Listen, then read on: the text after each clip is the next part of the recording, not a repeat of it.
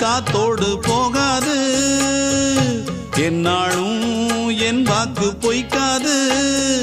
நான் ஏரிக்கர மேலிருந்து 8 தேச பார்த்திருந்து ஏங்கி ஏங்கி காத்திருந்தேன் காணல. மணி 7 8 ஆன பின்னும் ஊரடங்கி போன பின்னும் சோறு தண்ணி வேணும் இன்னு தோணல.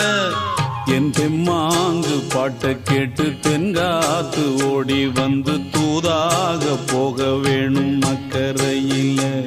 நான் உண்டான ஆசைகளை சொல்லாம பூட்டி வச்சு உள்ளார வாடுறேனே இக்கரையில.